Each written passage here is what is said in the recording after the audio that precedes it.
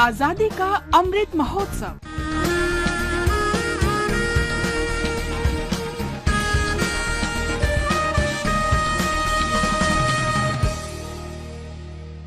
आजादी का सफर आकाशवाणी समाचार के साथ। आज की कड़ी में हम समाज सुधारक और राष्ट्रवादी कंडुकुरी वीरेसलिंगम को याद कर रहे हैं। उनका जन्म 16 अप्रैल 1848 को आंध्र प्रदेश के राजामुंद्री में हुआ था। उन्हें तेलुगु पुनर्जागरण आंदोलन का जनक माना जाता है।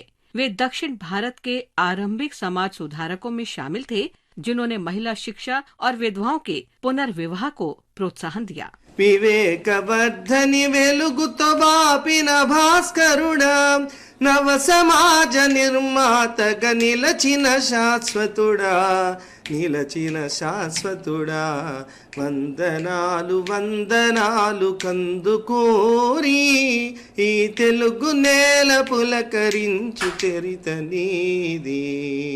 वीरेसलिंगम 3 भाषाओं तेलुगु, संस्कृत और अंग्रेजी के विद्वान थे। उन्होंने राजशेखर चरित्रमू लिखा, जो तेलुगु भाषा में प्रथम उपन्यास माना जाता है। उन्होंने महिलाओं की मुक्ति के लिए व्यापक रूप से साहित्य रचना की। उनका लेखन मुख्य रूप से तत्कालीन अनैतिकता, अंधविश्वास, दोहरे मानदंडों और समाज की विसंगतियों पर करारा व्यंग्य है। ఇంకెవ్వరు ఇంకెవ్వరు ఇంకెవ్వరు మన కందుకూరి కాక మరి ఇంకెవ్వరు, మన కందుకూరి కాక మరి ఇంకెవ్వరు, మన కందుకూరి కాక మరి ఇంకెవ్వరు।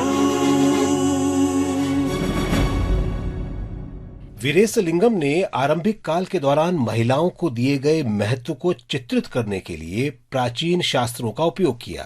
उन्होंने घोषित किया कि भारत केवल तभी प्रगति कर सकता है जब उसकी महिलाओं की प्रगति होगी।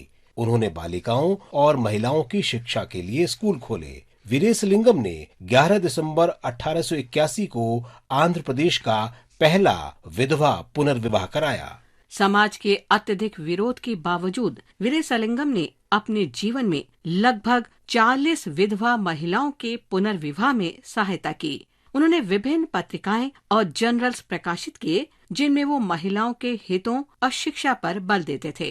उन्होंने 1887 में राजामुंद्री में ब्रह्म मंदिर की शुरुआत की। स्त्री जनोद्धारणे ध्येयंगा तलचिनट्टी नवयुग वैताళికుడు, जनसेवकुడు, महापुरुषुడు। वीरेसलिंगम उन लोगों में शामिल थे जो 1885 में इंडियन नेशनल कांग्रेस के प्रथम अधिवेशन में शामिल हुए थे। 27 मई 1919 को उनका निधन हो गया। अंत समय तक वे समाज की बेहतरी के लिए कार्य करते रहे।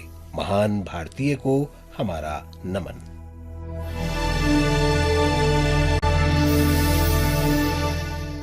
हम राष्ट्रवादी पेंटर नंदलाल बोस को भी श्रद्धांजलि अर्पित कर रहे हैं। उनका निधन 16 अप्रैल 1966 को हुआ था।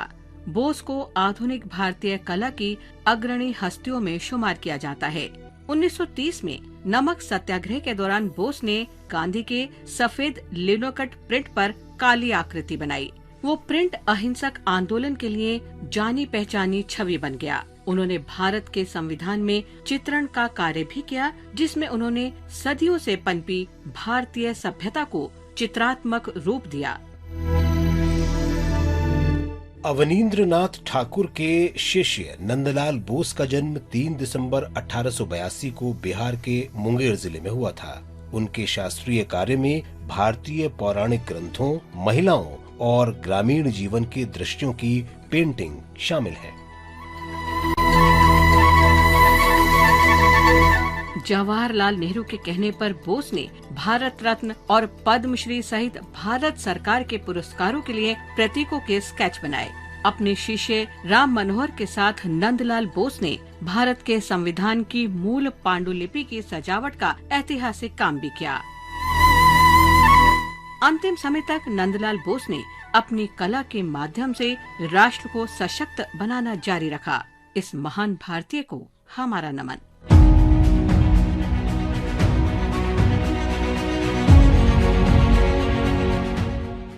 आज हम शहीद रामासुर सिंह को भी श्रद्धांजलि अर्पित कर रहे हैं। उन्होंने 1857 में भारत के प्रथम स्वतंत्रता संग्राम में भाग लिया था। वे आरंभ में ब्रिटिश ईस्ट इंडिया कंपनी की सेना के सिपाही थे।